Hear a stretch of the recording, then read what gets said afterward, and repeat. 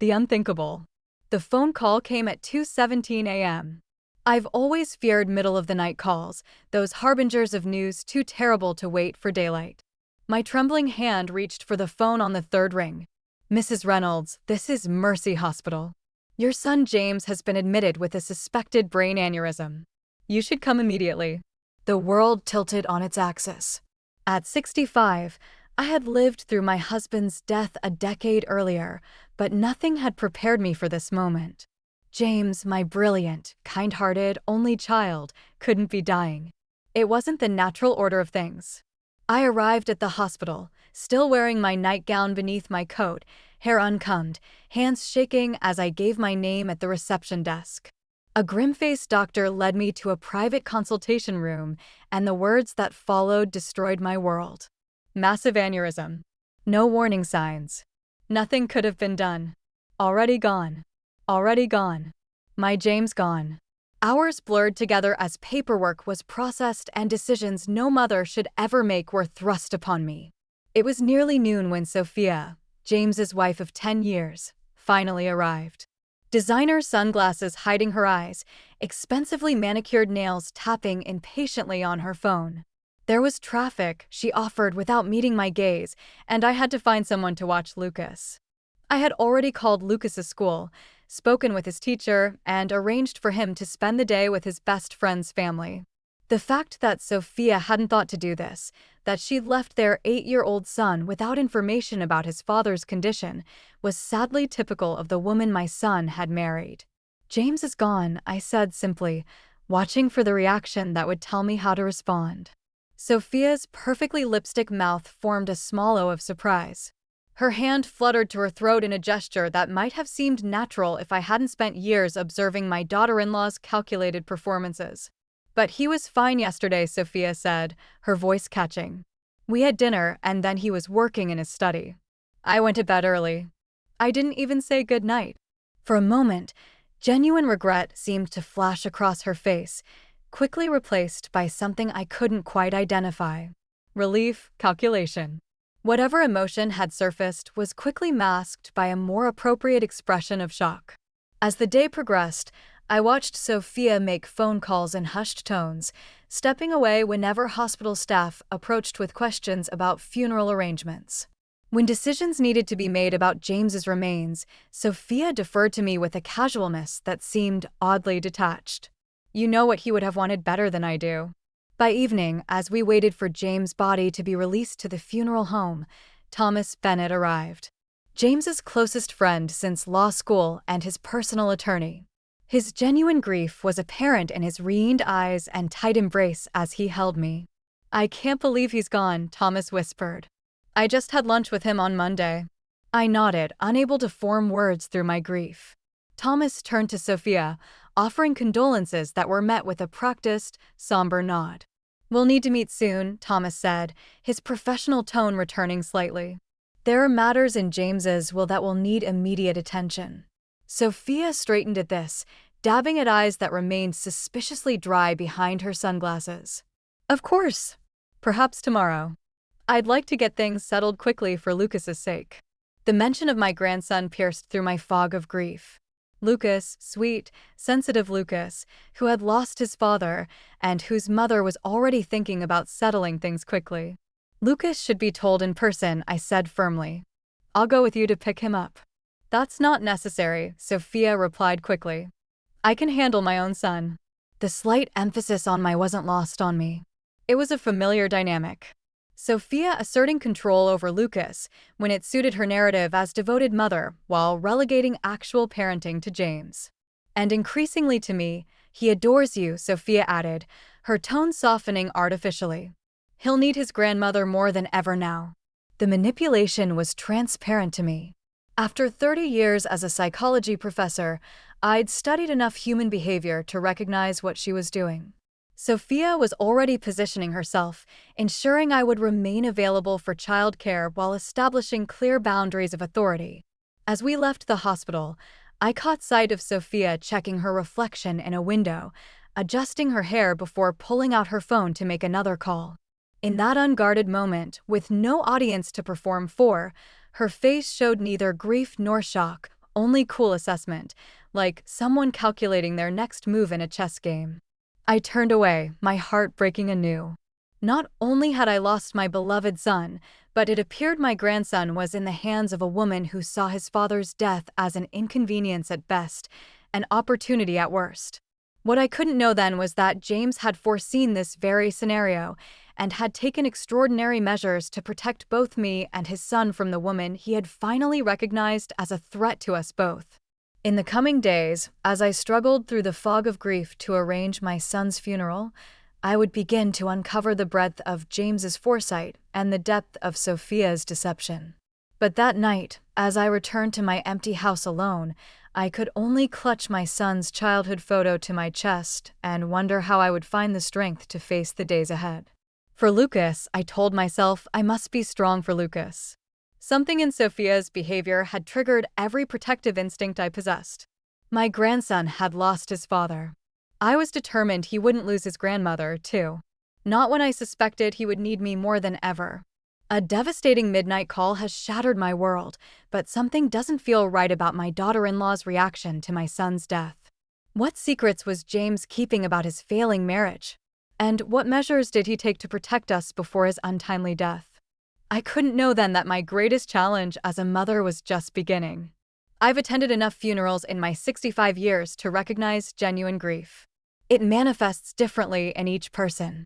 Some collapse inward, some rage, some grow eerily calm, but there's an authenticity that can't be fabricated. As I sat in the front pew of the church, watching people approach my son's casket, I observed a masterclass in emotional performance from my daughter-in-law. Sophia had dressed impeccably in a designer black dress that managed to be both appropriate and flattering. Her hair was styled in subdued waves, her makeup subtle yet flawless, tearproof mascara evident as she dabbed occasionally at dry eyes with a monogrammed handkerchief. She leaned against me at calculated intervals, murmuring things like, "He would have appreciated such a turnout." And James always spoke so highly of everyone here. To observers, we appeared as a united front of grief. The devastated widow and the heartbroken mother supporting each other through unimaginable loss. Only I could feel how lightly she rested against my shoulder, ready to straighten the moment someone important approached. Only I noticed how her eyes constantly scanned the room, assessing each mourner's social and financial status. Only I caught the subtle changes in her voice when speaking to James' wealthier clients versus his childhood friends. But my attention was primarily focused on Lucas, seated on my other side, his small body occasionally shaking with silent sobs. Unlike his mother, my grandson's grief was raw and real, his face blotchy from genuine tears. I kept my arm around him, offering tissues and quiet comfort as he stared at the casket containing his father. "Is Daddy really in there?" he whispered during a lull in the service. "His body is," I explained gently. "But the special part that made him Daddy, his love, his thoughts, his spirit that's still with you always." Lucas nodded, seeming to understand this distinction better than many adults. "I can still feel him sometimes, like he's watching." "I believe he is," I said, fighting back fresh tears. Sophia leaned across me. "Lucas, sit up straight. People are watching." I felt his small shoulders stiffen under my arm. This concern with appearances rather than her son's emotional state was precisely why James had been increasingly leaving Lucas in my care over the past year. After the service, the procession of mourners offering condolences seemed endless. James had been well loved by colleagues at his law firm, by clients he had helped, by neighbors and friends. Each person had a story about his kindness, his integrity, his subtle humor. "Your son helped me keep my house during my divorce," one woman told me, clasping my hands. "He reduced his fees when he learned I was struggling, then connected me with financial advisors who helped me get back on my feet." James was the only attorney who took my discrimination case when no one else would. An elderly gentleman said he cared about justice, not just billable hours. These testimonials were bittersweet balm to my aching heart. My son had lived his values, had made a difference. I stored each story carefully in my memory, knowing Lucas would treasure them someday.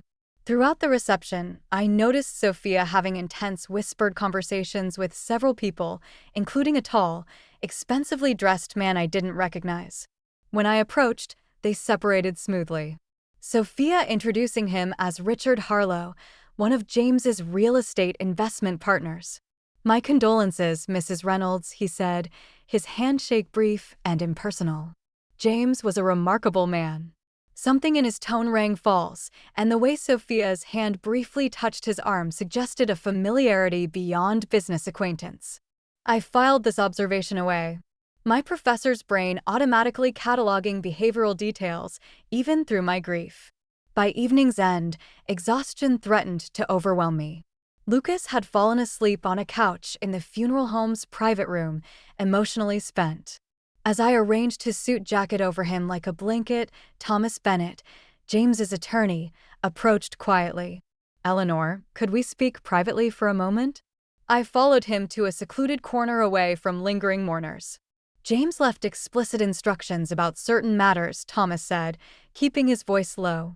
"I can't go into details yet, but he asked me to tell you one thing immediately. Trust your instincts about Lucas. Does that make sense to you?" I glanced toward my sleeping grandson, then at Sophia, who was checking her makeup in a compact mirror while nodding absently at condolences. "Yes," I said slowly. "I believe it does." "Good. We'll need to meet officially tomorrow about the will. But James wanted you to know that." He hesitated, choosing his words carefully. "Arrangements have been made for both of you." Before I could ask more questions, Sophia approached, her social smile firmly in place. "Thomas, I hope we can resolve everything quickly," she said. "I'm thinking of taking Lucas away for a while after this. A healing trip. Probably best to handle the estate matters promptly." "Of course," Thomas replied neutrally. "My office tomorrow at 2. As we prepared to leave, I gathered Lucas into my arms, his slight weight a precious burden. Sophia made no move to help. Instead, scrolling through her phone. 17 missed calls, she sighed. So many arrangements to make. I studied her composed face, noting the absence of grief's telltale signs, no swollen eyes, no exhaustion of spirit, none of the physical manifestations of heartbreak that were currently crushing me from within. "What arrangements?" I asked carefully, keeping my tone curious rather than accusatory. "Life goes on, Eleanor," she said, not looking up from her screen. "Sills, accounts, notifications. James handled everything. Now it's all on me. Not us. Not we'll figure it out together for Lucas." The solitary me spoke volumes. As I settled Lucas into my car, Sophia had asked if I would keep him overnight to give her space to process. I felt a strange sense of foreboding mixed with something else. Something that felt almost like my son's presence urging me to stay vigilant, to watch carefully to protect what he could no longer protect himself. "We're going to be okay, Lucas," I whispered to my sleeping grandson. Somehow, we're going to be okay. I didn't yet know how prophetic or how challenging that promise would prove to be. The funeral reveals striking contrasts between Sophia's calculated performance and Lucas's genuine grief. As I observe my daughter-in-law's suspicious behavior, a cryptic message from James' attorney suggests my son anticipated trouble. What arrangements did James make before his death? And what is Sophia already planning while we're still saying goodbye? James left everything to me. Sophia's perfect composure slipped for the first time as she sat in Thomas Bennett's office the day after the funeral. I watched her face cycle through emotions. First smug satisfaction, then confusion, and finally thinly veiled outrage as Thomas continued reading the will's provisions. "Not exactly," Thomas corrected, his professional tone unchanged. "Mr. Reynolds left you the lake house property, his investment portfolio with Meridian Partners, and a life insurance policy of $500,000. I sat quietly, hands folded in my lap, as Thomas outlined the inheritance that had left Sophia increasingly agitated, while substantial by most standards, nearly $1 million in total. It clearly fell short of her expectations.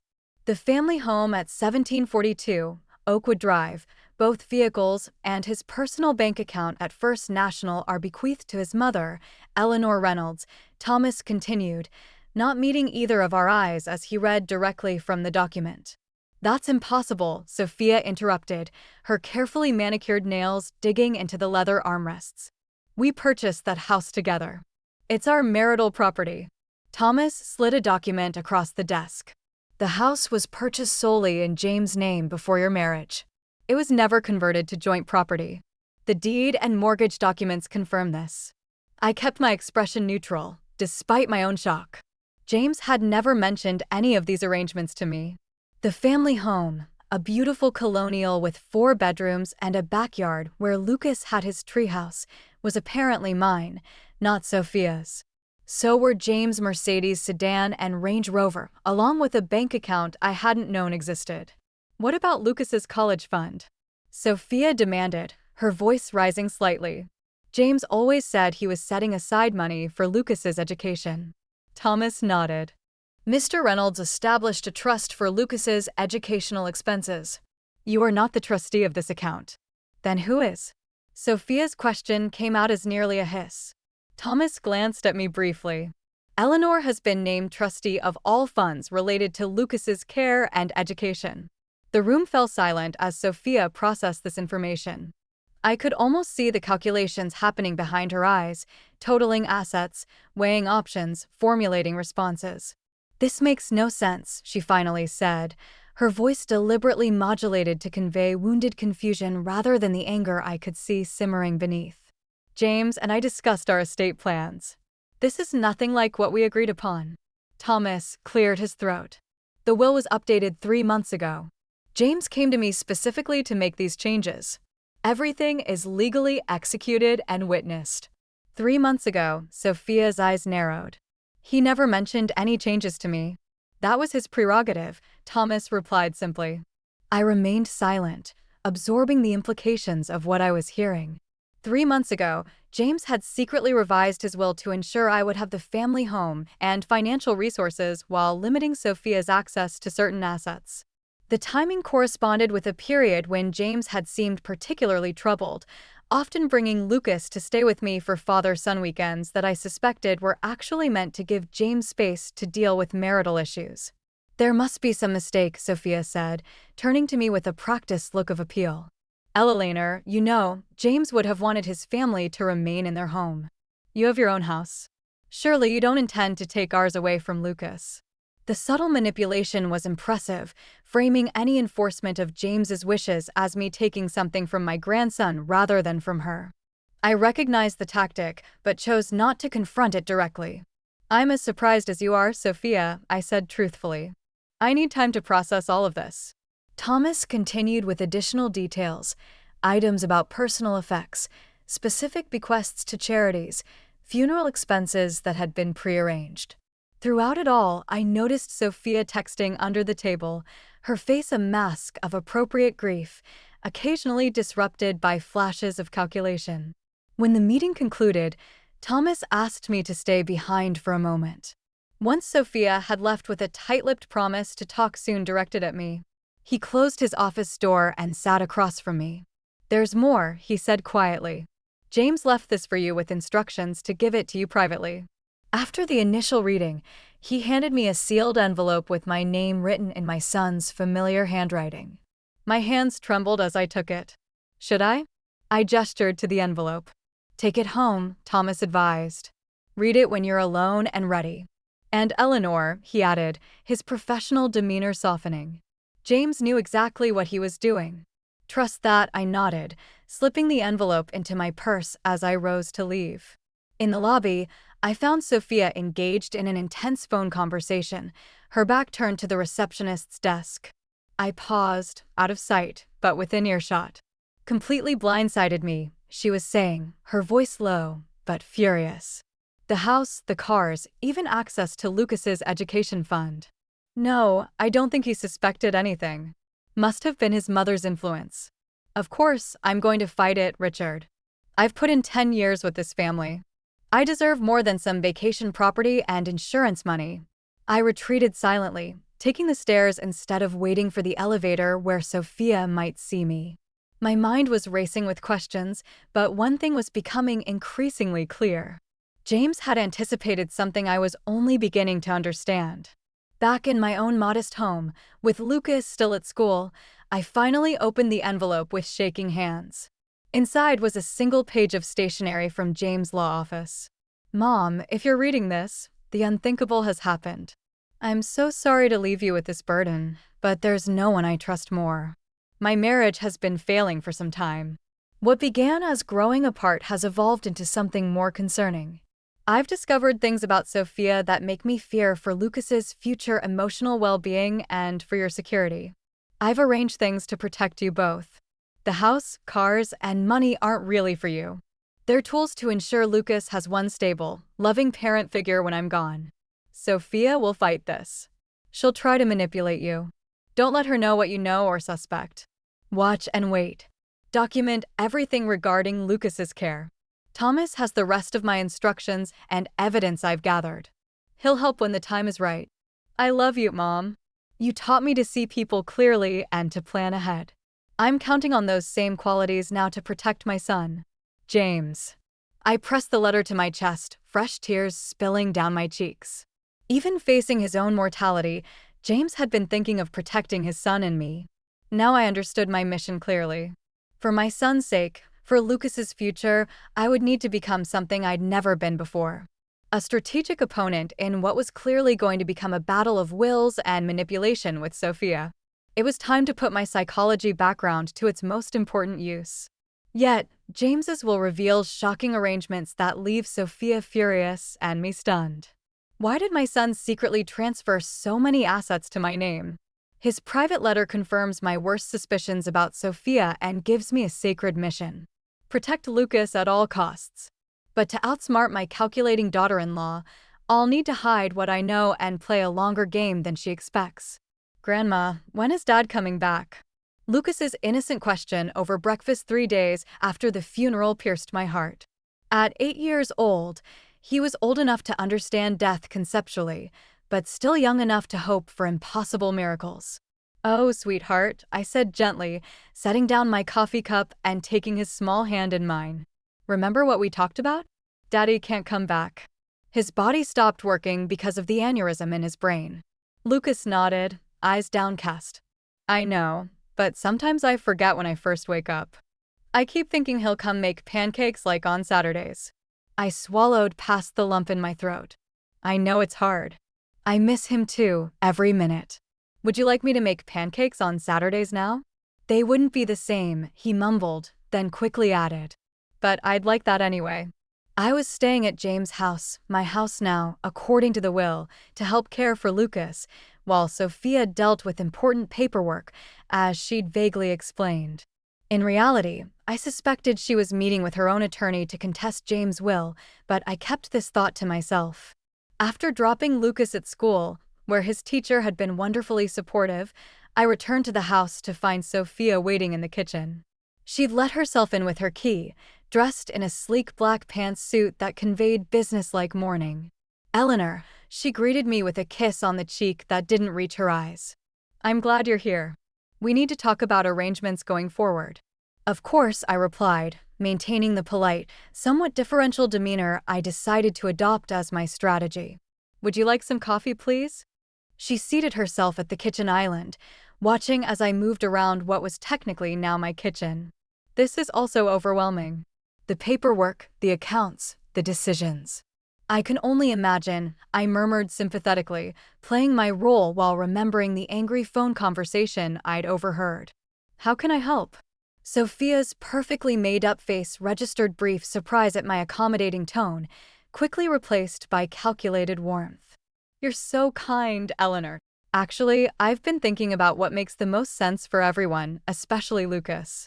Here it comes, I thought, keeping my expression open and receptive. This house has so many memories of James, she continued, her voice taking on a practiced tremor. Every room reminds Lucas of what he's lost. It might be healthier for him, for both of us, to make a fresh start somewhere else. I nodded thoughtfully while placing a mug of coffee before her.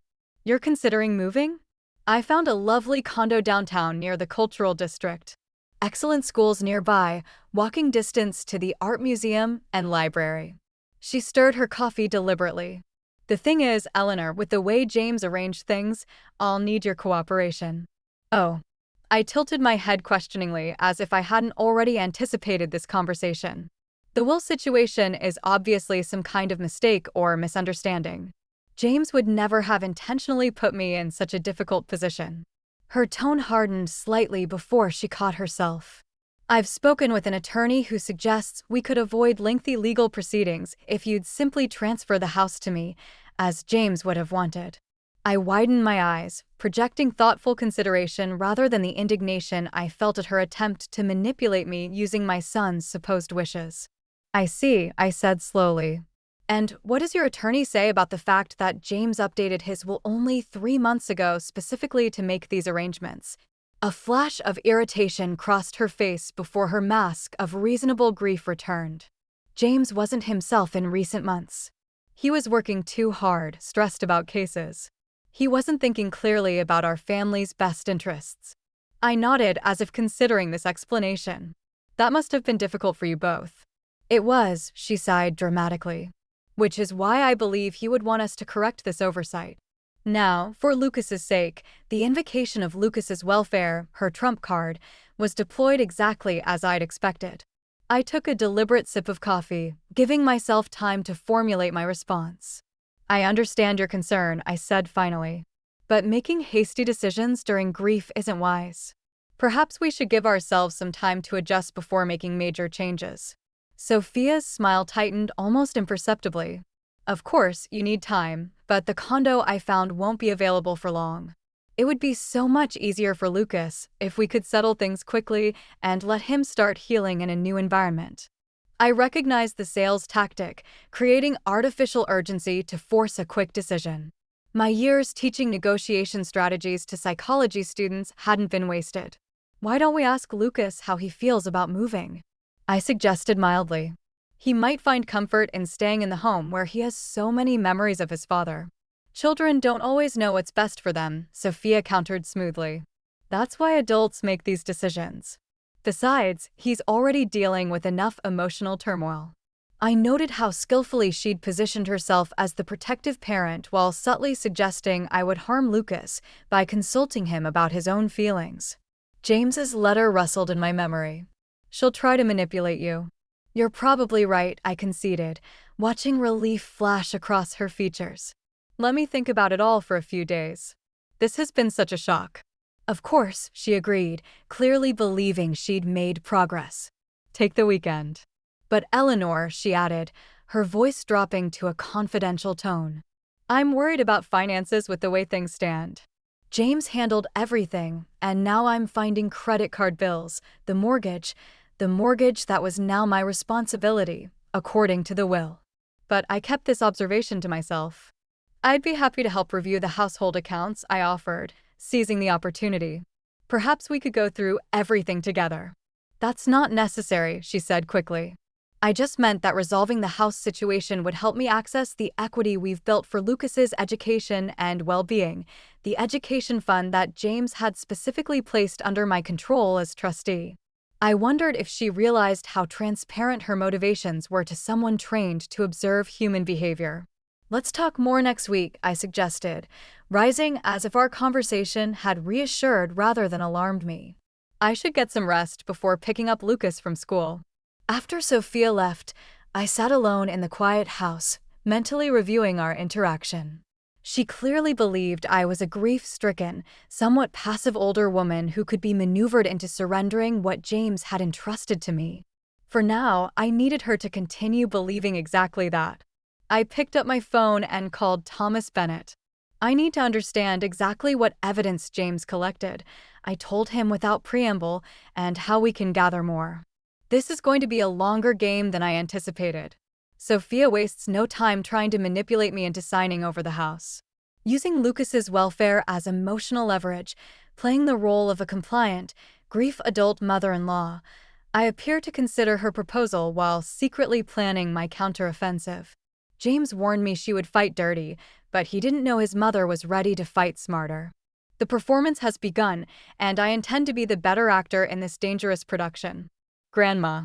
Mom says I have to go with her to Miami next weekend, but I don't want to. Lucas's troubled face looked up at me as I tucked him into bed, 1 week after James' funeral. This was the first I'd heard of any Miami trip, which immediately raised red flags. Miami? I kept my voice casual while my mind raced. That sounds like an adventure. Lucas shook his head, clutching his stuffed dinosaur tighter.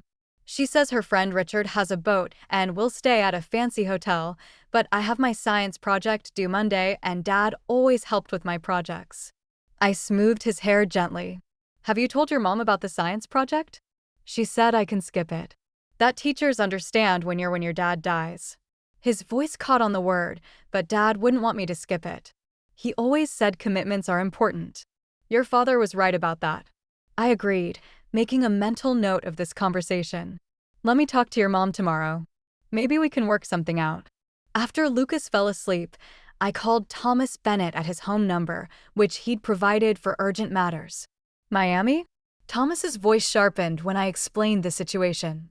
With Richard Harlow, you know him? I asked, surprised. He's the real estate developer I mentioned in our meeting yesterday, the one James had concerns about. Thomas's tone was carefully measured. Eleanor, did you install the home monitoring system I recommended? Yes, the technician finished today. Cameras in the common areas and the security system that sends alerts to my phone. I'd followed Thomas's advice to improve home security, though the underlying purpose was different than what a grieving family might normally install. Good. That recording capability may prove valuable. He paused. I'm sending you some materials from James' private file tomorrow by courier. Don't open the package where anyone might see you. The next morning after taking Lucas to school, I received a sealed manila envelope. Inside were printouts of text messages between Sophia and someone saved in her phone as RH dated from various points over the past 8 months. James had apparently gained access to her phone records through means I chose not to question given his legal background. The messages painted a damning picture. An affair that had begun almost a year ago. Plans made and broken. Complaints about James working late, about being trapped in her marriage, references to Lucas as the complication in their relationship plans. Most disturbing were exchanges from just 2 months ago. RH, how long are we going to keep this limbo going? You said you were ready to leave, Sophia. Patience. Jay's name is on everything important. Need to get financials in better position first. Working on it. The Cayman property isn't going to wait forever. Perfect opportunity for fresh start. Sophia, trust me, few more months, max. Everything will fall into place. I sat back, hands shaking slightly. These weren't just messages documenting an affair. They revealed Sophia had been planning to leave James, but wanted to secure financial assets first. Had James discovered these messages and changed his will in response? Is that why Sophia had been so shocked by the provisions? Another document in the package was a private investigator's report James had commissioned containing photographs of Sophia and Richard Harlow entering a hotel together, expense reports showing gifts he'd purchased for her, and background information on Harlow's business dealings, some of which appeared ethically questionable. The final item was a handwritten note from James to Thomas, dated just 3 weeks before his death. Tom enclosed is everything I've gathered. Not sure what my next steps should be. Confronting her could jeopardize my access to Lucas if things go badly. Need to protect him above all. We'll meet you next Thursday to discuss options. James had died on Tuesday. The meeting never happened. Armed with this knowledge, I approached my conversation with Sophia about the Miami trip strategically. I waited until she came to pick up Lucas's weekend bag that Friday afternoon. Lucas mentioned, "You're planning a trip to Miami?" I kept my tone light, curious rather than confrontational.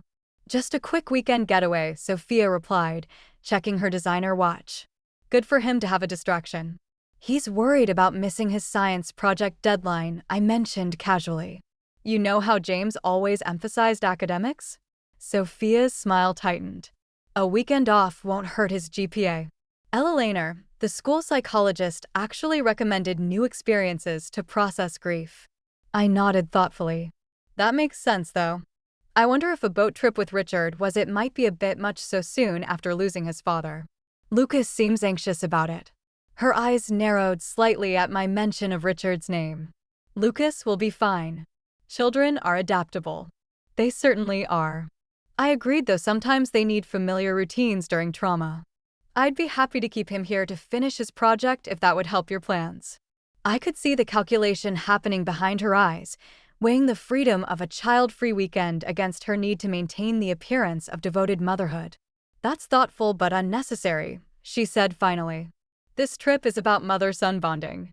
Of course, I conceded, then added innocently. Oh, I've been meaning to ask. Do you know the password to James' home computer? Lucas was hoping to find some photos for a memory book his counselor suggested. I don't keep track of James' passwords, she said dismissively. Have Thomas check his office files. Another note for my growing mental catalog. Sophia claimed not to know James' passwords, information that most spouses would share. I'd already found his password notebook in his desk drawer, but her response was telling. One more thing, I said as she turned to leave. Lucas's teacher wants parent volunteers for their field trip to the Science Museum next Wednesday. Since I'm not officially a parent, I thought you might want to sign up. The children who've lost parents apparently find these outings especially difficult. It was a test, one I suspected she would fail. Wednesday, I have an all-day spa appointment. I've been waiting weeks for mental health care, she added with a performative sigh. You understand? Of course, I said sympathetically. Self-care is important during grief. I'll explain to Lucas's teacher. After she left with a promise to return Sunday evening with Lucas, I immediately called Thomas. She's taking Lucas to Miami with Richard Harlow. I reported I need to document this trip carefully. Already on it, Thomas assured me. I've engaged the same investigator James used. We'll have photographs of everything. Miami is actually helpful for our purposes. It shows her priorities clearly. And if Lucas is upset by the trip, I couldn't keep the worry from my voice. Document his emotional state when he returns. Have him talk to his counselor about it. Every reaction becomes evidence. Eleanor, I hated viewing my grandson's pain as evidence, but I understood the necessity. Building a case for Lucas's well-being meant carefully cataloging everything that threatened it. As I prepared for a weekend alone in James' house, my house, I thought about the theater production unfolding around us all. Sophia playing the grieving widow while planning escapes with her lover. Me playing the supportive mother-in-law while gathering ammunition. Even Lucas unconsciously providing crucial insights through his innocent comments and reactions. The only person not performing was James, whose absence remained the most powerful presence in our lives. I touched the framed photo of him on the mantel. I'm watching James, I whispered, just like you asked me to, and I'm learning more than Sophia realizes. Disturbing evidence reveals Sophia has been planning her escape for months, viewing Lucas as a complication in her affair with Richard Harlow. As she whisks my grandson off to Miami with her lover, I maintain my performance as the supportive mother-in-law while carefully documenting every poor parenting decision. James had begun building a case before his death. Now I'm continuing his work, gathering evidence that will eventually protect Lucas from a mother who sees him as an afterthought in her new life plans. Lucas returned from Miami with sunburned shoulders, a stomach ache from too much ice cream, and emotional withdrawal that broke my heart. He trudged into the house Sunday evening, hours later than Sophia had promised to bring him back, his small face tight with exhaustion. How was your trip, sweetheart? I asked, kneeling to his level as Sophia texted rapidly on her phone behind him. Lucas shrugged, eyes downcast. The boat made me sick. He's being dramatic. Sophia interjected without looking up from her screen. It was just a little motion sickness.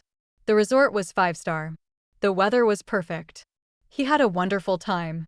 Lucas's expression told a different story, but he remained silent, casting a quick glance at his mother before mumbling. Can I go to my room? Of course, I said gently. I'll bring up some ginger tea for your tummy in a few minutes. As he trudged upstairs, I noticed he wasn't carrying his backpack. Did Lucas forget his school bag? Sophia waved dismissively. It got wet on the boat. Nothing important in it. His science project materials were in that bag. I pointed out, carefully keeping accusation from my tone. He can get an extension.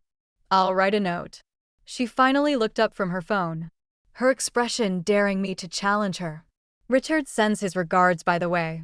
He was disappointed you couldn't join us. The brazen mention of her lover made my stomach clench, but I maintained my facade of oblivious politeness. How thoughtful. I hope you enjoyed your weekend.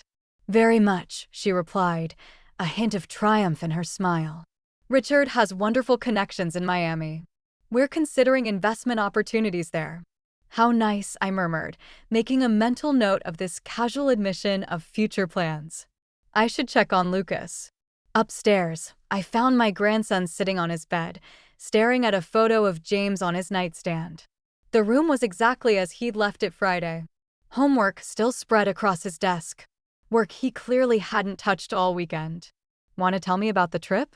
I asked gently, sitting beside him. His lower lip trembled. Mom was on her phone the whole time.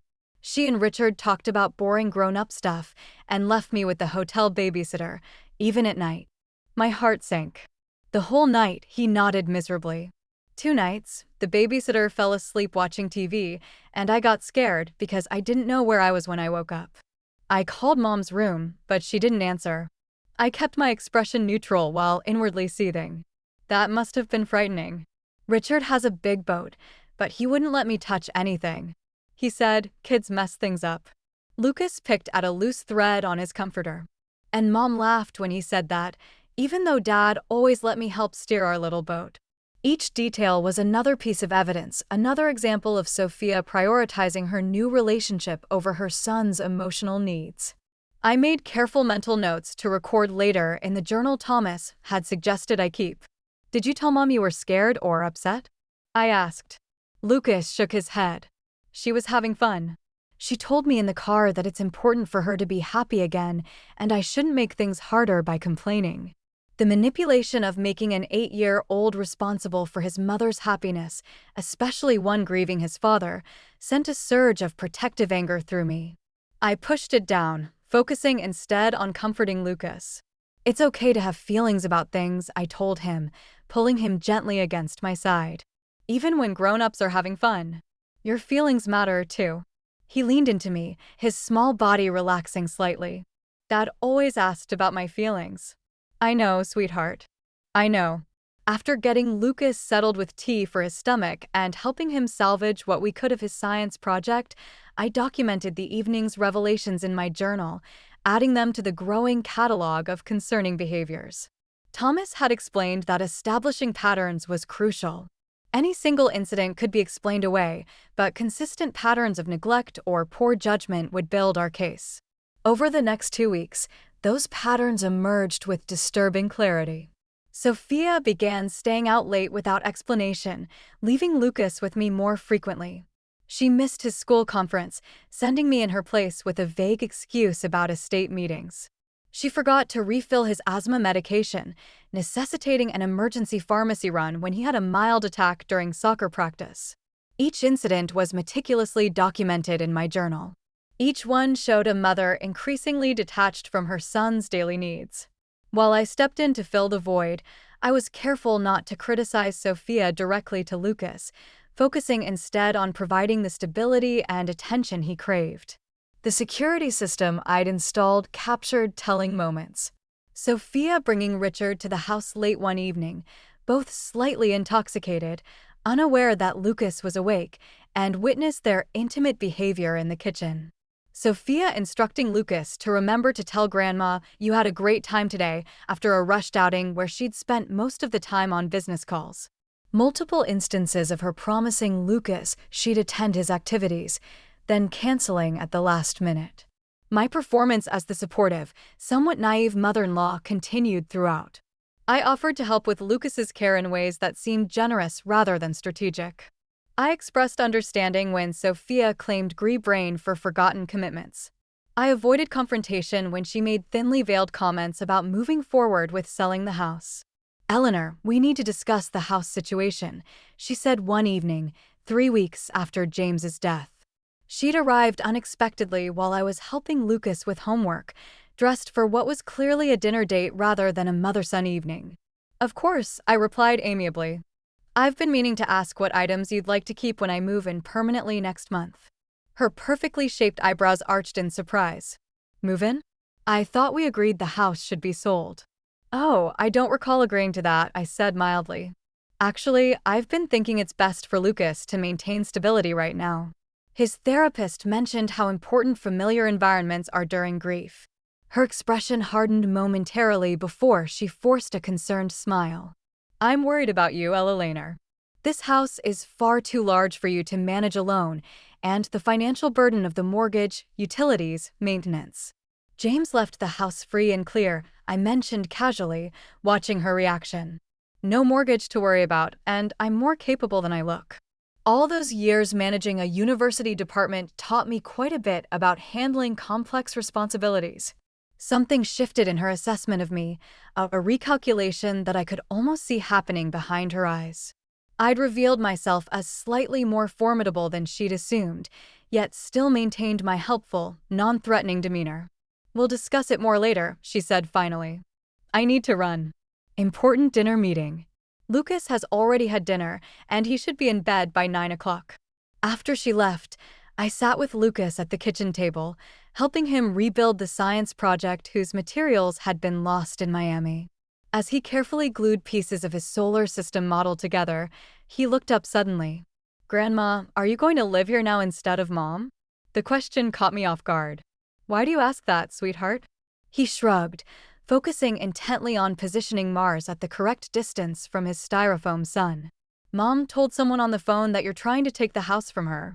She said you were being selfish. I chose my words carefully. Your dad wanted to make sure we all had safe places to live. Sometimes grown-ups disagree about the details. I want you to stay, he said simply. You help me with homework and remember my medicine and make real food instead of just ordering pizza. His straightforward assessment of the situation, so innocent yet so perceptive, reinforced my determination. This wasn't just about following James' wishes anymore. It was about protecting a child who clearly recognized even at 8 the difference between performative parenting and genuine care. I'll do my very best to stay close no matter what, I promised him. It was the only promise I could make with absolute certainty while the larger battle continued to unfold around us. The aftermath of the Miami trip reveals disturbing patterns in Sophia's parenting as she increasingly neglects Lucas for her relationship with Richard. I carefully document each instance while maintaining my supportive facade. Lucas's innocent observations confirm what I already know. Sophia sees him as an inconvenience in her new life plans. The house becomes our first battlefield, but the war is really about something far more precious. A vulnerable boy who deserves better than a mother who remembers him only when it serves her purposes. I'm thinking of taking Lucas to my parents in Arizona for a few weeks. Sophia's announcement over morning coffee nearly 4 weeks after James' death seemed casual, but the timing set off immediate alarm bells. I had just informed her that Thomas Bennett needed to meet with us again regarding additional estate matters. Arizona. I kept my voice neutral while stirring my coffee. That's quite a distance. What about Lucas's school? Sophia waved dismissively. He can miss a few weeks. Children are resilient. James's favorite phrase, children are resilient, sounded hollow coming from her lips, a convenient excuse rather than a thoughtful observation. When were you thinking of going? I asked, mentally calculating how this might align with the increasingly urgent timeline Thomas had mentioned. Next week, ideally, she checked her expensive watch. My parents have been begging to see him, and frankly, I could use the support system. Being a sudden single mother is overwhelming. I bit back the observation that she'd been essentially a single mother by choice for months, given how often she delegated Lucas's care to James and me, even before the affair began. That's understandable, I said instead. Though, I wonder if such a big trip might be difficult for Lucas right now. He's just getting back into his school routine, and his grief counselor mentioned consistency is important. Her eyes narrowed slightly. Are you suggesting I don't know what's best for my own son? Not at all, I backpedal, maintaining my non-threatening persona. Just thinking out loud. I'm sure you've considered everything carefully. I have. Her tone softened, becoming almost conspiratorial. Actually, Ella, I wanted to discuss something important with you. Could we have dinner tonight? Just the two of us? I'll have my assistant watch Lucas. I raised an eyebrow. Your assistant? Richard's assistant, she corrected smoothly. Melissa is wonderful with children. She's helped with Lucas before. Another detail for my journal. Sophia was leaving Lucas with her lover's assistant rather than his grandmother, who lived 15 minutes away. I made a mental note to ask Lucas about these previous occasions. I'd be happy to watch him, I offered. But dinner sounds lovely. What did you want to discuss? Everything, she said vaguely. The house, Lucas's future, how we move forward from here. I think I've come up with a solution that works for everyone. Her confident smile suggested she believed she'd formulated an irresistible proposal. I agreed to meet at an upscale restaurant downtown at 7, curious what strategy she'd devised. The restaurant she'd chosen was deliberately impressive, the kind with minimalist decor, tiny portions, and prices that made you wheeze. Sophia was already seated when I arrived, looking elegant in a designer dress that somehow managed to suggest tasteful mourning while remaining fashionable. "Eleanor, thank you for coming," she greeted me, ere kissing my cheek. "I ordered us a bottle of Veuve Clicquot.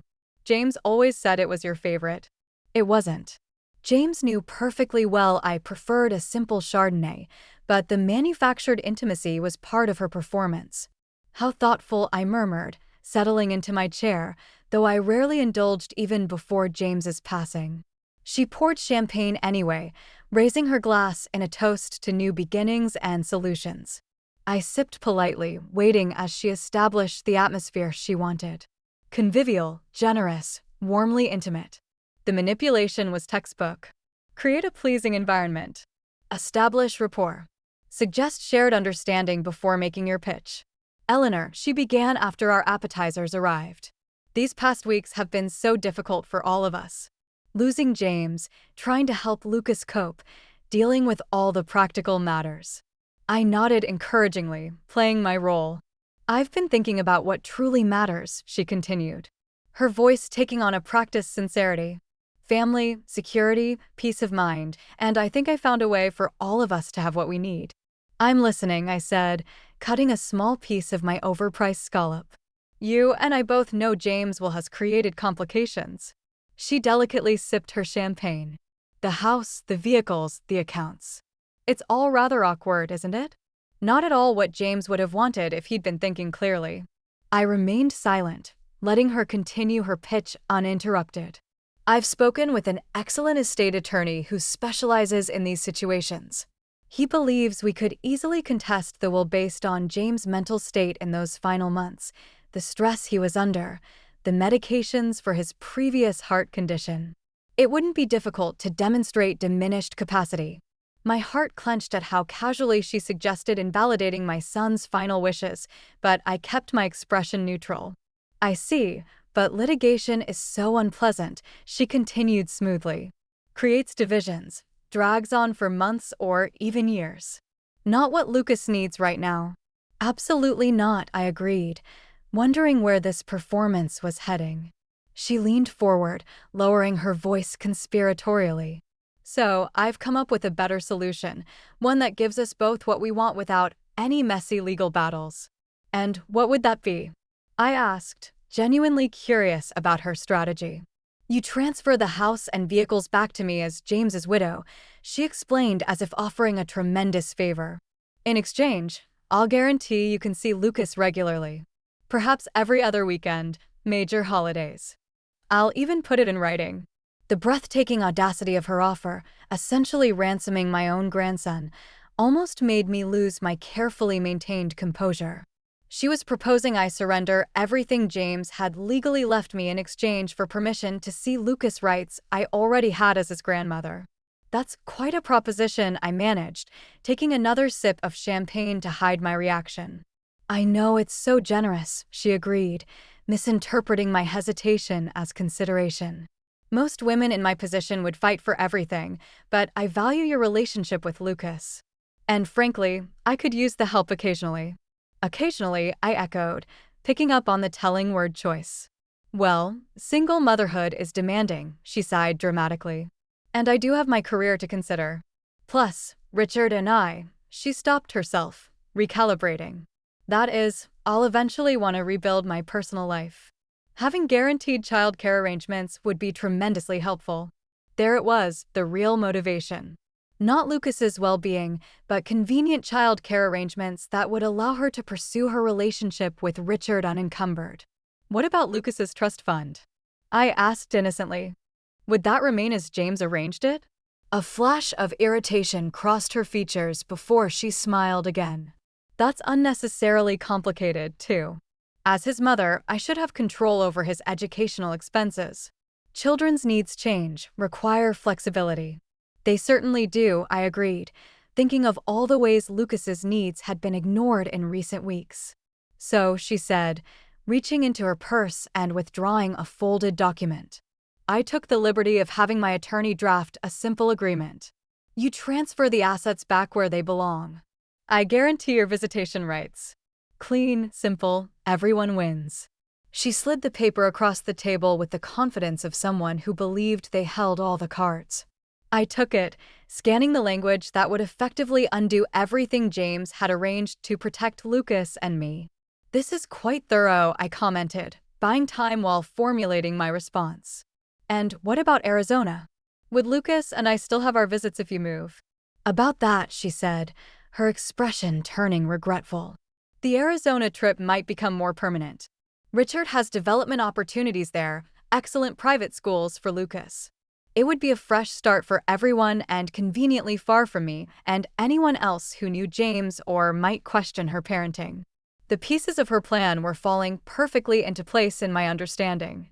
I'll need to think about this, I said, folding the document and placing it in my own purse and perhaps have Thomas review it since he's familiar with James' wishes. Her smile tightened. I wouldn't involve Thomas. He's rather old-fashioned about these matters. My attorney assures me this is completely standard. I nodded thoughtfully. Even so, such an important decision deserves careful consideration. James always taught me not to sign anything without proper review. She couldn't argue with invoking James's advice without seeming disrespectful, so she merely smiled and signaled for the check. Of course, take a few days. But Eleanor, she added, her voice taking on a subtle edge. This really is the best solution for everyone. Fighting me on this would only hurt Lucas in the long run. The thinly veiled threat hung between us as she paid for our expensive meal with what I suspected was James's credit card. I maintained my mask of thoughtful consideration, thanking her for dinner and promising to give her proposal the attention it deserves. As I drove home, my hands finally allowed themselves to shake on the steering wheel. The audacity, the manipulation, the casual way she planned to separate Lucas from his remaining connections to James, it all confirmed what I'd been documenting for weeks. I called Thomas from my car. She's planning to take Lucas to Arizona permanently, I said without preamble. And she's offered me a devil's bargain to get the house in accounts. Perfect, Thomas replied, surprising me. This is exactly what we needed. Bring the document to my office first thing tomorrow. It's time to move to the next phase. Over an expensive dinner, Sophia reveals her true colors, offering me a devil's bargain. Surrender everything James left me in exchange for permission to see my own grandson. Her plan to move Lucas to Arizona with her lover shows how completely she intends to erase James from their lives. Little does she know, her transparent manipulation has handed us exactly the evidence we need. Thomas's cryptic response suggests the game is about to change, and Sophia has no idea what's coming. She actually put it in writing. I can hardly believe it. Thomas Bennett shook his head in amazement as he reviewed the document Sophia had given me. We sat in his office early the next morning, coffee growing cold as we dissected her proposition. This is essentially a confession, he continued, highlighting sections with a yellow marker. She's explicitly stating she'll allow you to see Lucas only if you transfer assets to her that are legally yours. That's textbook coercion. And this part about Arizona, I pointed to the clause mentioning reasonable visitation regardless of primary residence location, establishes premeditation for removing Lucas from his support system and familiar environment during grief. Thomas added another yellow highlight. Combined with the evidence we've gathered of her parenting patterns, this creates a compelling narrative. I leaned back in my chair, processing the implications. So, what happens now? Thomas set down his marker, expression turning serious. It's time to execute the contingency plan James put in place. He hoped it wouldn't be necessary, but he prepared for this exact scenario. From his desk drawer, Thomas withdrew a sealed envelope marked Emergency Protocol in James's handwriting. My heart constricted at the sight of my son's familiar script. James left detailed instructions about when and how to proceed if Sophia's behavior threatened Lucas's well-being or attempted to separate him from you. Thomas opened the envelope carefully. The key component is a petition for emergency custody modification. Custody modification, I repeated, stunned. James wanted me to seek custody of Lucas. Temporary custody initially, Thomas clarified. Based on documented evidence of parental neglect and the child's best interests during grief, James believed, and I concur, that a judge would likely award you temporary guardianship while a more permanent arrangement is determined. My hands trembled slightly. The responsibility James had entrusted to me was enormous. Not just documenting Sophia's behavior, but potentially taking over Lucas's primary care. I'm 65, Thomas. Would a court really consider me as a guardian over Lucas's mother?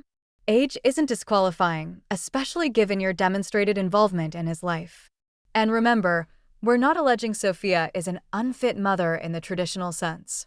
We're demonstrating that her current priorities and choices are detrimental to Lucas's emotional well-being during a critical period of grief and adjustment. Thomas laid out the evidence we'd accumulated. My detailed journal documenting Sophia's absences and Lucas's reactions. The home security footage showing multiple concerning incidents. Statements from Lucas's teachers about missed conferences and incomplete homework. Notes from his grief counselor about regression and anxiety that coincided with Sophia's increased absences.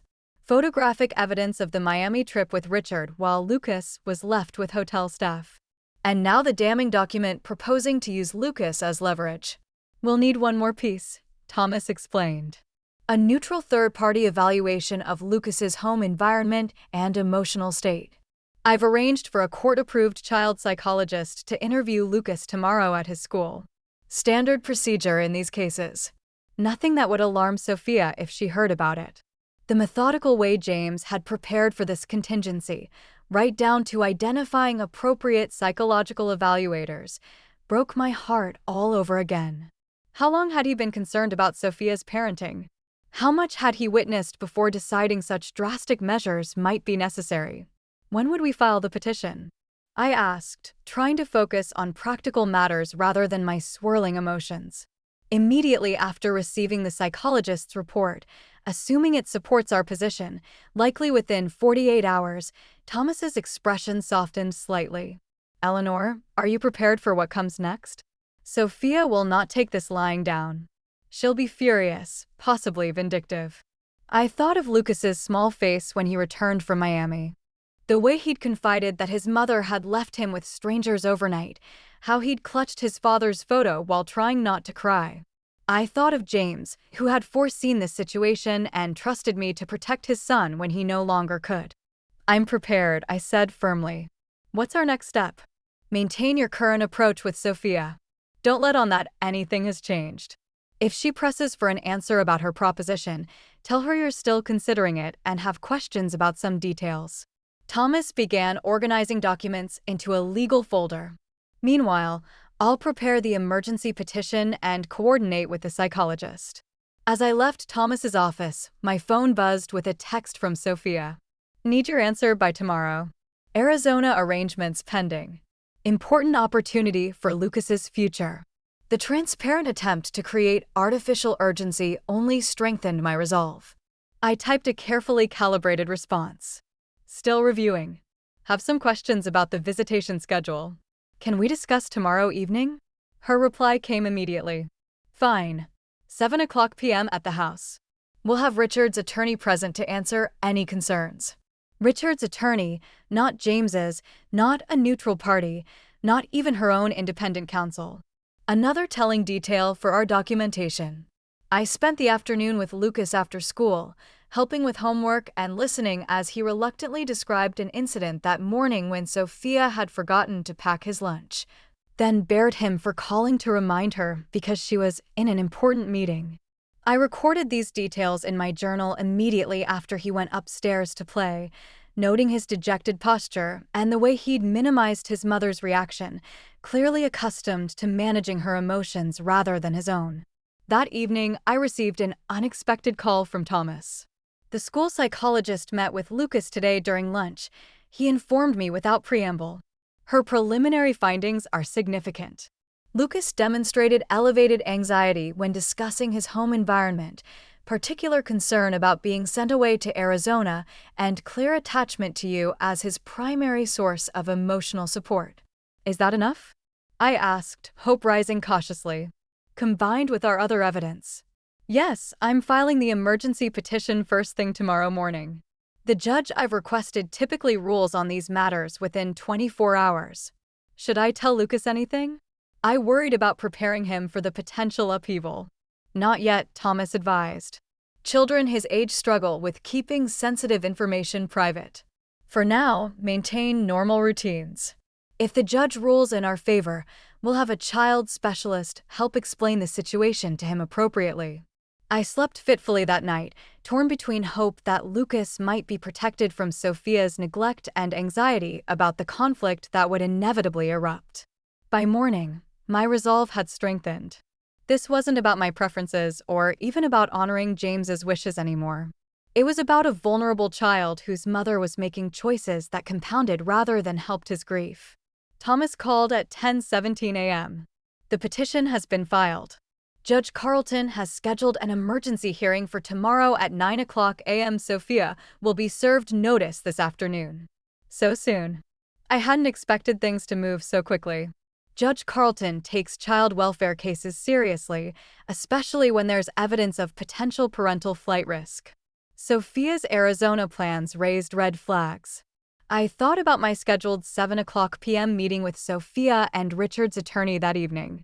Should I still meet with Sophia tonight as planned? Absolutely not, Thomas said firmly. Once she served the court papers, you should have no direct contact except through legal representatives. Go to a hotel tonight if necessary. She'll likely be extremely volatile when she realizes what's happening. What about Lucas? Worry for my grandson overrode all other concerns. The petition includes a provision for Lucas to remain in his current home environment with you present until the hearing. The server will explain that to Sophia. Thomas paused. Eleanor, this is going to get complicated quickly. Are you absolutely certain you're prepared? I thought of James's letter, of his trust in me, of Lucas's increasingly anxious behavior. I've never been more certain of anything in my life. Sophia's manipulative proposition becomes the final evidence we need, triggering James's emergency protocol, a custody petition I never imagined filing. As court proceedings are set in motion, I prepare for the storm that will erupt when Sophia discovers her plans are being challenged. Thomas warns me the battle will be fierce, but my resolve is unshakable. For James, for Lucas, I'll face whatever comes next. Even as I wonder how my grieving grandson will weather this additional upheaval in his young life. You scheming manipulative witch. Sophia's voice exploded through my phone hours after she'd been served with the emergency custody petition. I held the device away from my ear, her rage so incandescent it seemed to radiate through the speaker. How dare you try to steal my son after everything I've done for you? Her words tumbled out in furious bursts. My attorneys will destroy you. You'll never see Lucas again when this is over. Following Thomas's advice, I remained silent, letting her fury spend itself without engagement. Eventually, she seemed to register my lack of response. Are you there? Say something, she demanded. On the advice of counsel, I can't discuss this matter directly with you, I finally replied, keeping my voice calm and neutral. I'll see you at the hearing tomorrow. You'll regret this, she hissed before the line went dead. I leaned against the kitchen counter, suddenly exhausted. The court server had arrived at precisely 2 p.m. delivering the petition papers to Sophia at her office. Thomas had arranged for Lucas to be with me after school, sparing him from witnessing his mother's inevitable explosion. Now, as evening approached, I faced the challenge of maintaining normally for Lucas while preparing for tomorrow's hearing. He sat at the dining room table, focused on a math worksheet, blissfully unaware of the legal storm gathering around him. Grandma, can we have spaghetti for dinner? He asked, looking up from his multiplication problems. The kind with your special sauce. Of course, sweetheart, I replied, grateful for the distraction of ordinary tasks. Would you like to help me make it? As we chopped onions and stirred sauce, I studied my grandson's face, searching for signs of additional stress. Sophia had called him earlier, her voice tight but controlled, explaining that she had an unexpected work emergency and he would stay with me tonight. Lucas had accepted this explanation without question, accustomed to his mother's frequent absences. Mom sounded mad on the phone, he observed suddenly, sprinkling cheese over his portion of spaghetti. Is she mad at me? No, absolutely not, I assured him quickly. Grown-ups sometimes get frustrated about work things. It has nothing to do with you. He nodded, seeming relieved, but not entirely convinced. She said she'd take me to get ice cream tomorrow to make up for missing our dinner, but she forgot last time she promised that. Another small piece of evidence. Broken promises becoming so routine that an 8-year-old had learned to expect disappointment. I added mental notes to my documentation while maintaining an encouraging expression. Let's enjoy our dinner tonight, and we'll see what tomorrow brings, I suggested gently. I couldn't bring myself to make promises about tomorrow when I knew how completely our lives might change after the hearing. After putting Lucas to bed with extra stories and reassurance, I called Thomas for final preparation. How's Lucas? He asked immediately. Managing, I replied. None of what's happening, as far as I can tell, Sophia called him briefly, but kept her composure. Good.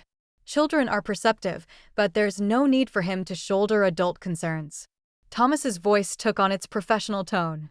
For tomorrow, I've prepared a summary document of all evidence for Judge Carlton. The psychological evaluation came back strongly supportive of our position. What should I expect at the hearing? I asked, trying to prepare myself mentally. Judge Carlton runs a tight courtroom. This is a preliminary emergency hearing, so testimony will be limited. You'll likely be asked about your observations of Lucas's well-being and your capacity to provide temporary care. Sophia will have opportunity to respond to the allegations. Will Lucas need to appear? The thought of my grandson being questioned in court made my stomach clench. No. Judge Carlton has reviewed the psychologist's report and specifically excluded Lucas from this initial hearing. If a full custody investigation proceeds, he may eventually speak with Lucas in chambers, but that would be weeks from now. I exhaled in relief. And Richard Harlow, will he be involved? Legally, no standing. Practically, he's paying for Sophia's high-powered attorney, so his influence will be present. Thomas paused. Eleanor, prepare yourself. These hearings can get ugly. Sophia's likely strategy will be to paint you as a grief-deranged, controlling mother-in-law trying to steal her child. I understand, I said, though my heart raced at the thought of public accusations. What matters is Lucas. Exactly. Focus on that tomorrow. No matter what Sophia or her attorney claim, remember why we're doing this. Sleep proved elusive that night. I checked on Lucas repeatedly, watching his peaceful breathing and wondering how tomorrow's decision would affect the rest of his childhood. By morning, I was exhausted but resolute, dressed in a conservative navy suit that Thomas had advised would convey stability and trustworthiness to the court. Why are you dressed up, Grandma? Lucas asked over breakfast, eyeing my unusual formal attire. I have an important meeting, I explained, helping him pack his backpack. Mrs. Wilson from next door will take you to school today, and either Mom or I will pick you up this afternoon. He accepted this with the flexibility of childhood, more concerned about whether his favorite shirt was clean than about the day's unusual arrangements.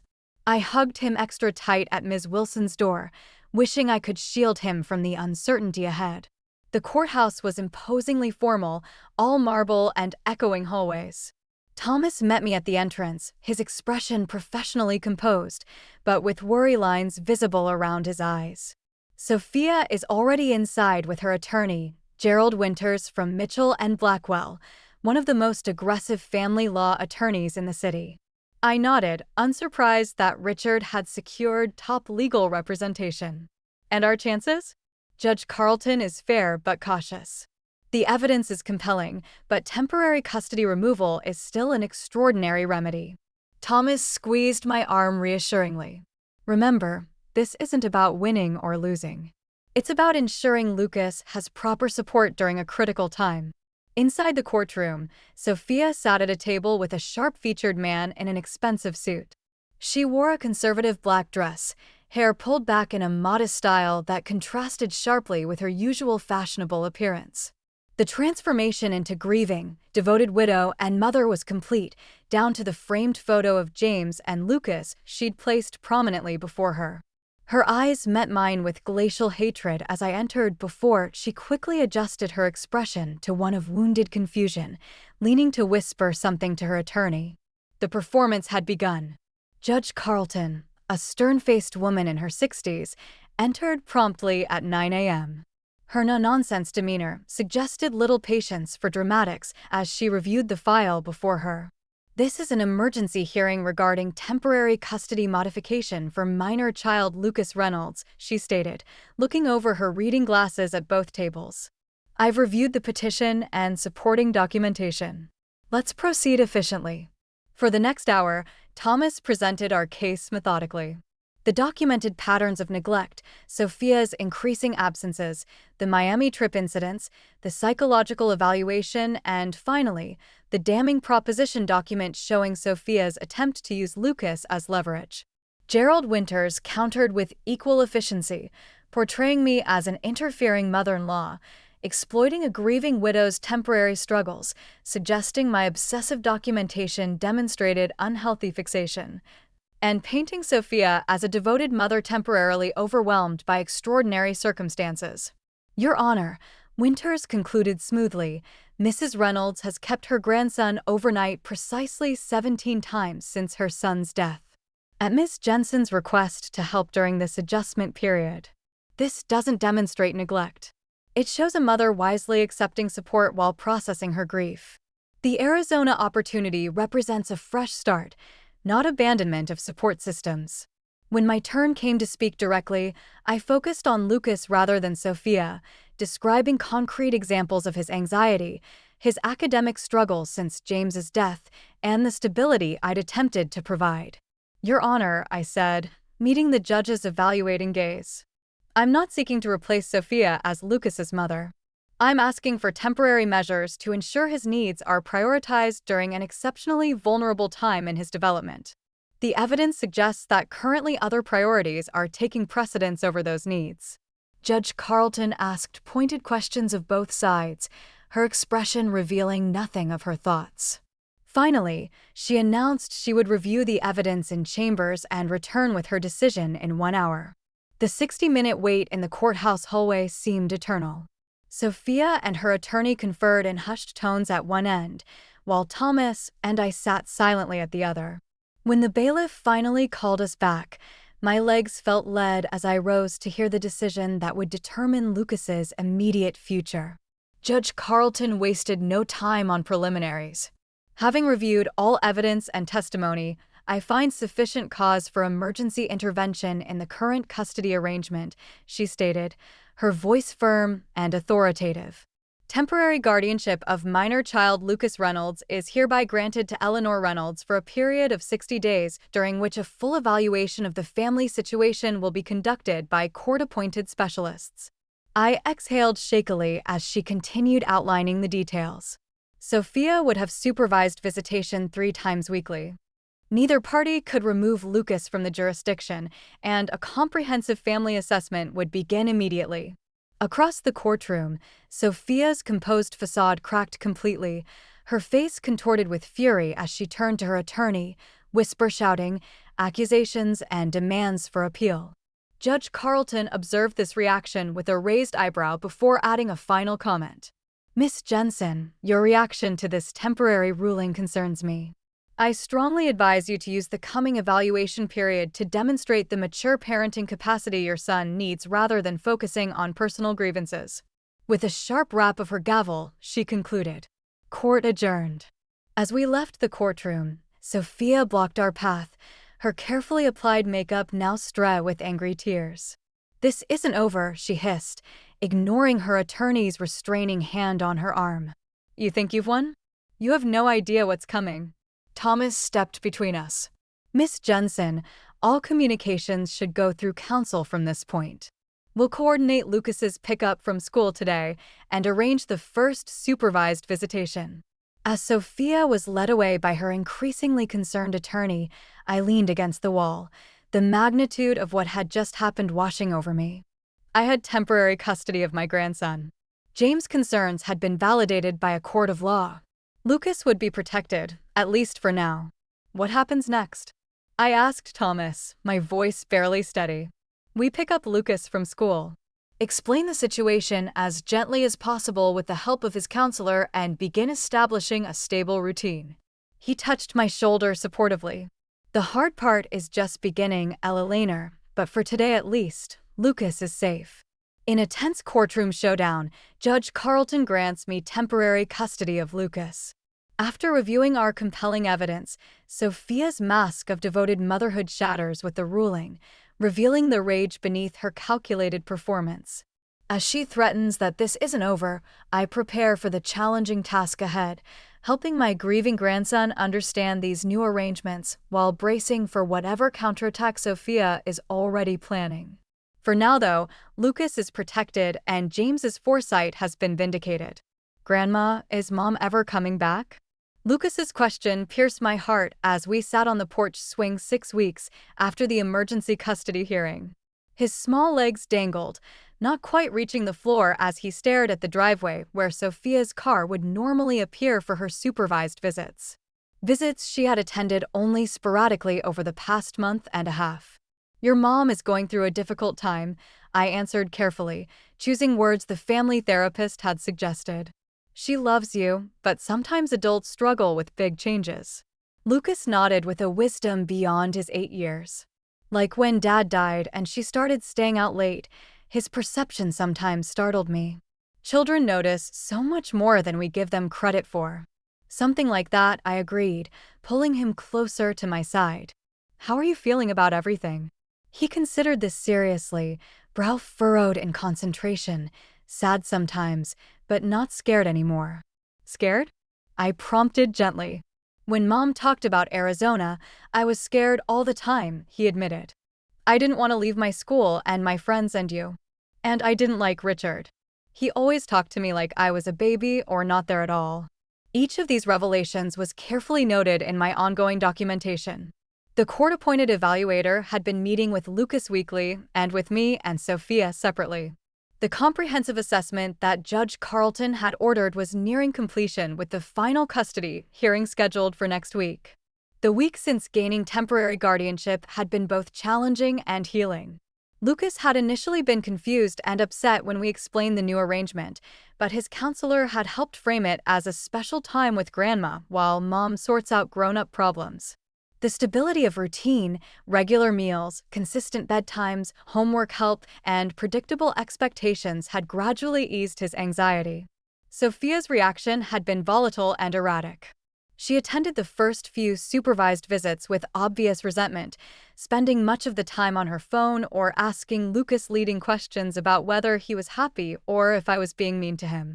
Then she canceled 2 visits in a row claiming work emergencies. When she returned, her approach had shifted to bringing expensive gifts and making elaborate promises about future trips and experiences. The most telling visit had been 3 weeks ago when she arrived with Richard Harlow unexpectedly in tow, attempting to circumvent the court order specifying who could be present. When the visitation supervisor refused to allow Richard to join, Sophia had stormed out, leaving Lucas in tears, and without the visit he'd been anticipating all week, she hadn't come for the past 2 scheduled visits at all. Do you think you'll feel ready for the talk with the judge next week? I asked Lucas, referring to the Inch Chambers conversation. And Judge Carlton had scheduled. I guess so, he replied, kicking his feet rhythmically. Miss Abernathy said, I just have to tell the truth about what makes me feel safe and happy. That's exactly right, I assured him, though my own stomach knotted at the thought of Lucas facing such adult responsibilities. The next day brought an unexpected development. Thomas called early in the morning, his usually measured tone edged with urgency. Eleanor, Sophia's attorney, just filed a motion to dismiss the custody case. They're requesting an immediate return to the original arrangement with no restrictions. My hand tightened on the phone. On what grounds?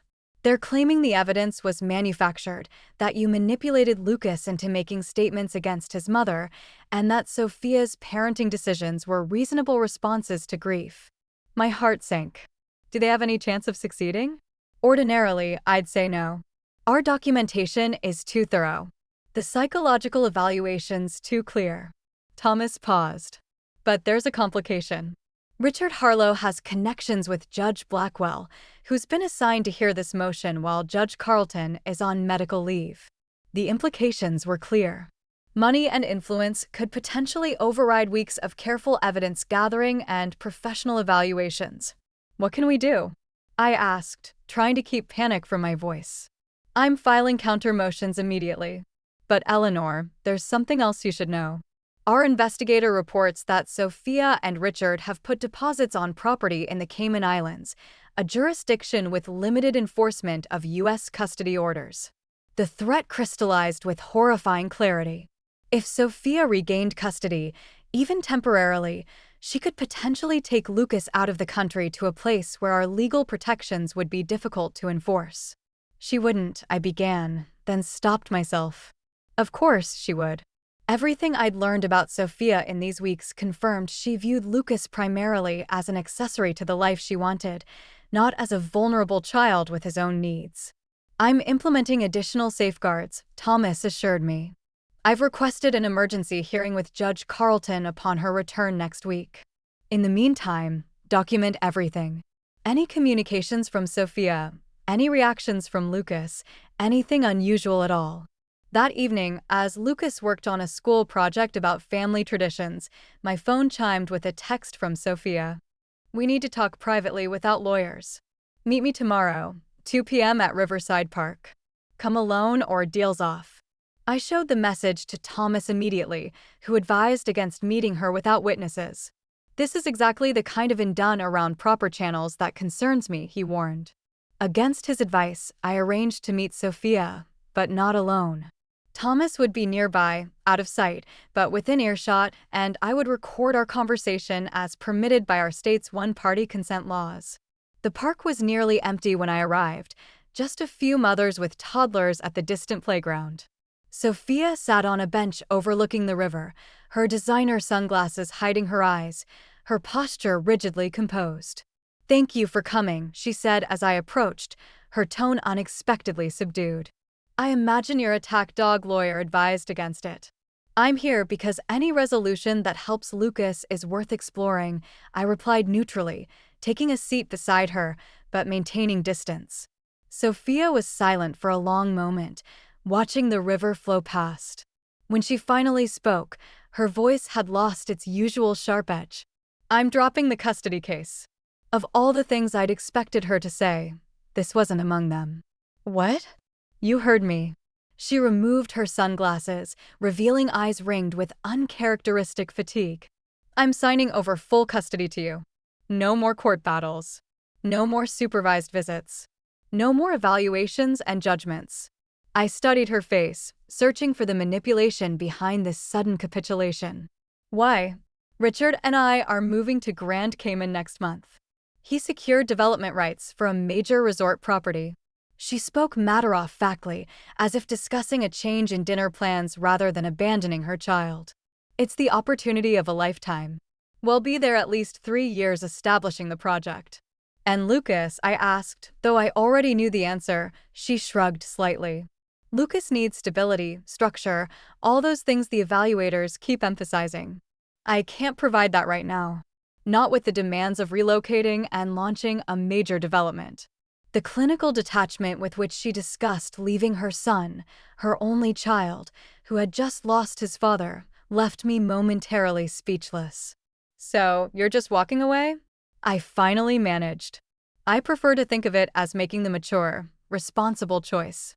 Her tone suggested she expected praise for this decision. "I'm putting Lucas's needs first by recognizing you're better positioned to meet them right now." "Right now," I echoed. "For the foreseeable future," she clarified. "I'll send support payments, of course. Make video calls when possible. Perhaps he could visit during school holidays eventually." The casual way she outlined transitioning from mother to distant relative made my heart ache for Lucas. Yet, Beneath my sadness was profound relief. Lucas would be spared further custody battles, further disappointments, further insecurity about his future. "What do you want from me?" I asked directly, sensing there must be conditions to this offer. "A clean break," she replied immediately. "No contested hearings, no forensic financial investigations, no further intrusion into my personal affairs. Sign the agreement my lawyer is drafting, and Lucas stays with you while I start fresh. And the house, James's accounts." I wasn't concerned about material assets, but I wanted to understand her complete proposition. "Keep them," she said with a dismissive wave. "Richard's development will make those look like pocket change. I just want this chapter closed cleanly and quickly." As she outlined the details of her proposed arrangement, I maintained a neutral expression while inwardly marveling at the outcome James had somehow foreseen. His careful planning, transferring assets to me, documenting Sophia's behavior, establishing trust for Lucas, had anticipated exactly the scenario. Sophia choosing her own desires over her son's needs when forced to face the responsibilities of genuine parenting.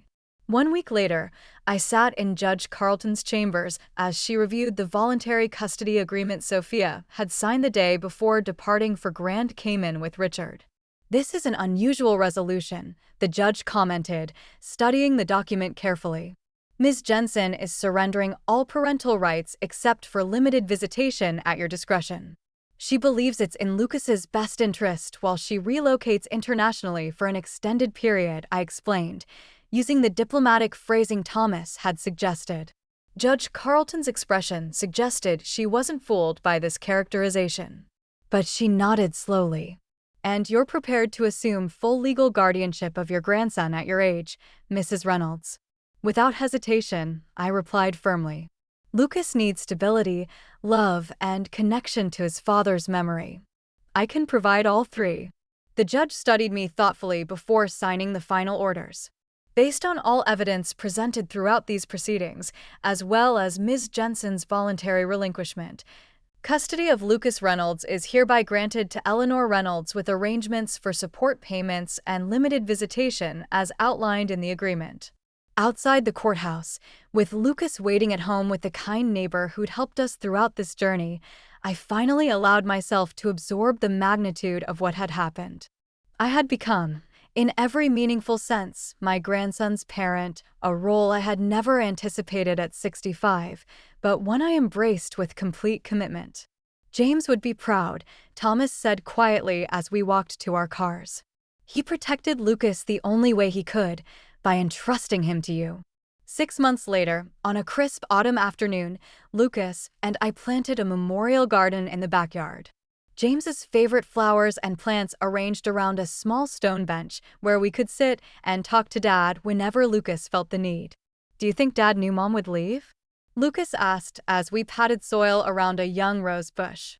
The question caught me off guard with its perceptiveness. "I think your father knew that sometimes adults make choices based on what they want rather than what children need," I answered carefully. "And he wanted to make sure you'd always have someone who put you first." Lucas nodded, seeming satisfied with this explanation. "I miss Dad every day, but I don't miss how things were after he died when Mom was always angry or gone." "Your dad made sure you'd be taken care of," I said, pulling him into a gentle hug. "And that's exactly what I intend to do for as long as you need me." That evening, as Lucas slept peacefully upstairs, I sat in James' study, now a shared space where Lucas did homework while I handled household management, and opened the small box of personal items Thomas had delivered after the final custody arrangement. Inside was one last letter from my son, marked when it's resolved. "Mom, if you're reading this, you've done what I couldn't. Protected Lucas from a situation I saw deteriorating but couldn't fix in time. I watched Sophia's priorities shift, saw her resentment of family responsibilities grow, noticed her increasing absences. When I discovered her relationship with Richard, I realized Lucas would eventually become collateral damage in her pursuit of the life she really wanted. I'm sorry for the burden I placed on you. Asking a mother to step in as parent again at your age wasn't fair, but I knew you would do it without hesitation. Just as you've always put family first, Lucas couldn't ask for a better guardian, a more loving presence, or a stronger advocate. Tell him stories about me. Not just the good ones, the real ones, about my mistakes and how I tried to fix them. About how sometimes we see the truth too late, but we do the best we can with the time we have. I love you both more than words can express. James, I pressed the letter to my heart, tears flowing freely now that Lucas couldn't see. The journey had been harder than I could have imagined. The grief of losing James compounded by the battles with Sophia and the challenge of helping Lucas heal from multiple traumas. Yet, as I looked around the home, we now shared permanently at the evidence of a child growing secure and loved, homework spread across the table, soccer cleat by the door, artwork taped proudly to the refrigerator. I knew James had been right to trust me with his most precious legacy. Through his foresight in changing his will, through my careful documentation and strategic patience, through Lucas's remarkable resilience, we had created something beautiful from tragedy, a new family constellation. Different than what any of us had expected, but solid and true. Some might call it justice, that Sophia had ultimately chosen freedom over motherhood, revealing precisely the character James had anticipated. But I preferred to think of it as redemption, the chance to honor my son by raising his child with the values he cherished, ensuring that despite everything, love would have the final word in our story. Sophia voluntarily surrenders custody to pursue her new life with Richard in the Cayman Islands. The resolution James somehow foresaw becomes reality, not through bitter court battles, but through Sophia's own choice to prioritize her desires over her son's needs. As Lucas and I build our new life together, I discover one final letter from James, acknowledging the burden he placed on me, while expressing complete trust in my ability to give his son the love and stability he deserves. From tragedy has come an unexpected second chance at family, different than any of us imagined, but precious beyond measure. 3 years later, Grandma, I got the lead in the school play. Lucas burst through the front door, his 11-year-old energy filling the house as he dropped his backpack and thrust a script into my hands. 3 years had transformed the quiet, anxious 8-year-old into a confident, thriving middle schooler whose smile now reached his eyes consistently. That's wonderful, I examined the script. Our Town by Thornton Wilder. Playing George Gibbs is a big responsibility. I'm so proud of you. Ms. Larson said Dad played the same role when he was in 8th grade. Did you know that? My heart warmed at his casual reference to James. We'd worked hard to keep his father's memory alive through stories, photos, and the small traditions we maintained. Saturday morning pancakes, summer fishing trips to James's favorite lake, the memory garden we tended together. I certainly did. I still have the program somewhere in the attic boxes. Your father was quite the actor in school. I smiled, remembering teenage James nervously practicing lines in our living room. He'd be thrilled to see you following in his footsteps. Lucas grinned. Then his expression turned more serious. Do you think should we tell Mom about the play? The question didn't surprise me, though.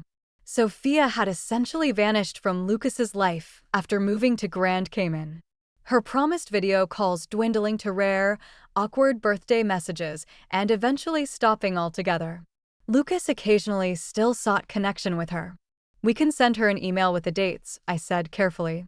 It's entirely up to you. He considered this, then shook his head. Maybe not. She didn't answer when I wrote about winning the science fair, and she's probably still in Asia with Richard anyway.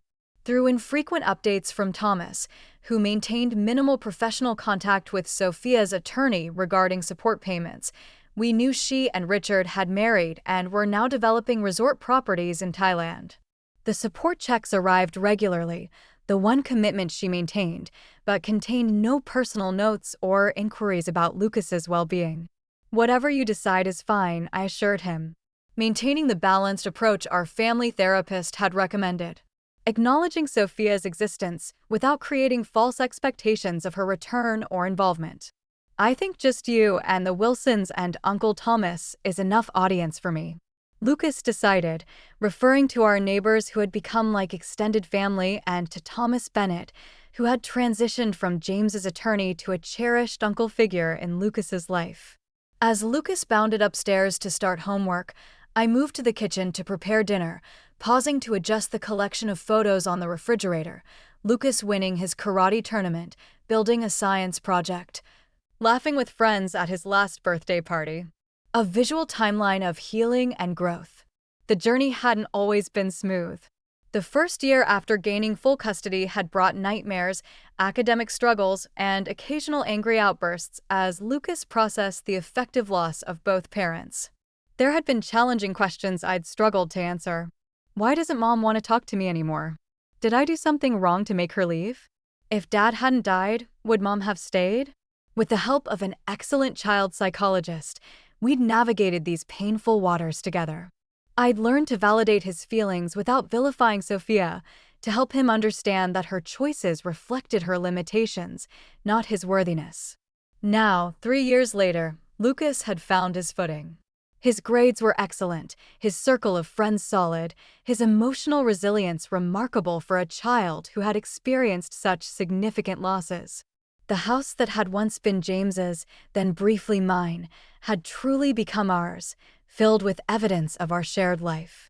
Lucas's art projects displayed alongside my watercolor attempts, his sports equipment sharing space with my gardening tools, photo albums documenting our camping trips and holiday celebrations. At 68, I had found unexpected vitality in this second round of parenting. The responsibility had given me purpose, while Lucas's energy kept me active and engaged. I'd even started dating recently, a kind widower I'd met through the community theater where Lucas took acting classes. Nothing serious yet, but a pleasant reminder that life continued to offer surprises at every stage. My phone chimed with a text message from Thomas. Court approved the college fund restructuring. All set for Lucas's future education, protected exactly as James wanted. Another piece of James' careful planning falling into place. Despite Sophia's initial attempts to gain control of Lucas's educational trust, James' foresight had created ironclad protections. Now those funds were secured in a structure that would provide for Lucas's college and perhaps even graduate education, regardless of what happened to me in the coming years. As I prepared dinner, I reflected on the strange path that had brought us here. The midnight call that had shattered our world. The gradual revelation of Sophia's true character. The careful strategy that had ultimately protected Lucas from becoming collateral damage in her pursuit of a different life. In my darkest moments during those early days after James's death, I couldn't have imagined the life Lucas and I would build from the ashes of that tragedy. The grief remained, would always remain, but it had been integrated into a new reality filled with meaningful connections and moments of genuine joy. The doorbell rang, interrupting my thoughts. Through the peephole, I saw our neighbor, Mrs. Wilson, holding a covered dish. "I made too much lasagna again," she announced as I opened the door, her standard excuse for the meals she regularly shared with us. "And Bill wants to know if Lucas is still coming to help with the birdhouse project this weekend." "He's been talking about nothing else," I confirmed, accepting the dish gratefully. "Would you and Bill like to join us for dinner? Lucas just got some exciting news about the school play." As Mrs. Wilson stepped inside, calling up the stairs to congratulate Lucas, who responded with enthusiastic thanks, I felt the quiet satisfaction of community, of the support network we'd built around ourselves that extended beyond biological family. Later that evening, after Lucas had gone to bed, I sat in the peaceful quiet of the living room and opened the memory book we'd created during that first difficult year. Photos of James at various ages. Lucas's childish handwriting describing favorite memories of his father, cards from friends and family, offering support during our custody journey. On the final page was a quote from James' last letter to me. "Tell him stories about me. Not just the good ones, the real ones about my mistakes and how I tried to fix them." I had honored that request, sharing with Lucas the full human truth of his father. A good man who had recognized his marriage was failing, who had seen the potential impact on his son, who had taken concrete steps to protect his child's future, even while hoping those protections wouldn't be necessary. When Lucas had asked why his father had changed his will without telling Sophia, I'd explained as gently as possible, "Your dad saw that your mom was making choices that might not prioritize your needs." He wanted to make sure someone would always put you first no matter what. It was the truth, simplified for a child's understanding, but honest. We had maintained that honesty throughout our journey together, building trust through difficult conversations rather than comfortable evasions. Outside, the garden James had loved and Lucas now helped tend caught the last golden light of evening. The roses he'd planted were blooming again, a reminder that life continues its cycles regardless of our personal losses. Inside, his son slept peacefully, surrounded by photos of the father who had loved him enough to ensure his protection even after death. As I closed the memory book and prepared for bed myself, I thought about James's extraordinary foresight. He couldn't have known exactly how events would unfold, couldn't have predicted his own untimely death or Sophia's eventual complete departure from Lucas's life. Yet, he had recognized the essential character of the woman he'd married, had seen the warning signs of her prioritizing personal desires over family responsibilities, and had taken concrete steps to protect what mattered most to him. In doing so, he'd given both Lucas and me an unexpected gift. Not just financial security or legal protection, but the opportunity to forge a new family bond that might never have developed otherwise. Through our shared grief and subsequent healing, Lucas and I had created something beautiful and enduring, a relationship built on mutual trust, respect, and genuine love that transcended traditional family boundaries. Tomorrow would bring new challenges. Helping Lucas memorize lines for his play. Attending my own water aerobics class that kept my joints mobile. Coordinating with Thomas about long-term financial planning. Ordinary life continuing in its imperfect, precious way. But tonight, in the quiet of the home we had made together, I felt profound gratitude for my son's final gift. The chance to help raise his child, to see James's best qualities emerging in Lucas, to ensure that despite everything, love and wisdom would be his son's true inheritance. Not the legacy any of us would have chosen perhaps, but one we had transformed through courage and persistence and boundless love into something unexpectedly beautiful.